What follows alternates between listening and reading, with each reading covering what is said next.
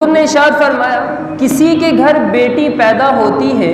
تو اللہ تبارک و تعالی اس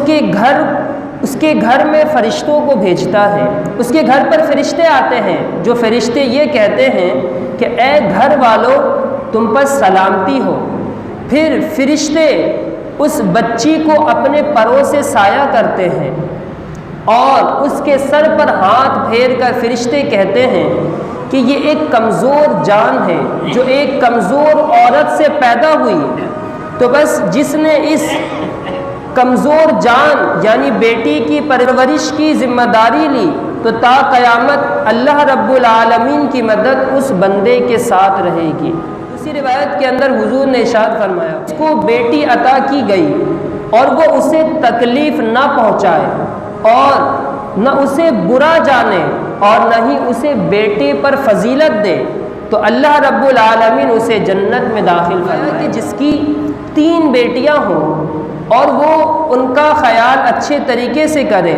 تو اللہ رب العالمین اس کی اس خدمت کی وجہ سے اس شخص پر جنت کو لازم قرار دے دیتا ہے۔ فرمایا کہ تم بیٹیوں کو برا نہ جانو، بیٹیاں یہ اللہ کی رحمت ہے اور میں خود بیٹیوں والا ہوں، اور فرمایا کہ یہ بیٹی اپنے باپ سے بہت زیادہ محبت کرنے والی ہوتی ہے۔ دراصل اللہ رب العالمین کی رحمت ہوتی ہے کہ اگر بندہ ان کی صحیح طور پر تربیت کرتا ہے تو یہی بیٹیاں انسان کے جنت میں داخلے کا سبب بنتی ہیں۔ اگر بندہ صحیح طور پر تربیت کرتا ہے تو یہی بیٹیاں اپنے باپ کو جہنم سے روکنے کا سبب بنتی ہیں، اور یہی بیٹیاں جب ان کی صحیح طور پر تربیت کرتا ہے تو اللہ رب العالمین اس مجاہد کی طرح ثواب عطا فرماتا ہے جو دن کو روزے رکھتا ہے اور رات کو اللہ رب العالمین کی بارگاہ میں قیام کرتا ہے۔ تو وہ بندہ کہ جو آج بیٹی کے ہونے پر اتنا نالا اور اتنا ناراض ہے،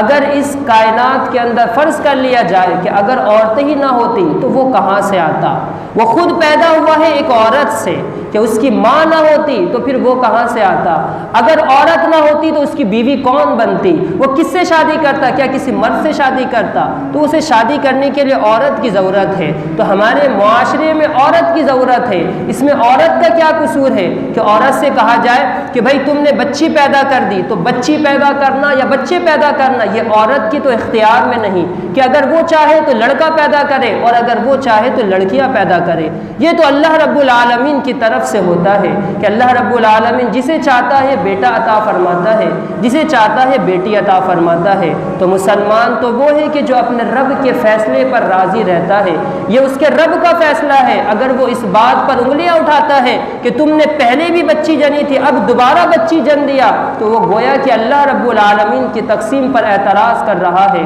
اور یہ کسی مسلمان کا کام نہیں، بلکہ فرمایا کہ یہ تو کافروں کا طریقہ تھا کہ وَإِذَا بُشِّرَ أَحَدُهُمْ بِالْأُنثَىٰ، کہ یہ کافروں کا طریقہ تھا کہ جب انہیں بچی کی بشارت دی جاتی تھی کہ بھئی تمہارے یہاں بچی کی ولادت ہوئی ہے، ظَلَّ وَجْهُهُ مُسْوَدًّا، تو ان کا چہرہ لٹک جایا کرتا تھا، ان کا چہرہ سیاہ پڑ جایا کرتا تھا، يَتَوَارَى مِنَ الْقَوْمِ، وہ لوگوں سے بھاگے پھرتے تھے اور سوچا کرتے تھے یا تو اپنی زندگی ذلت کے ساتھ گزار دیں، أَيُمْسِكُهُ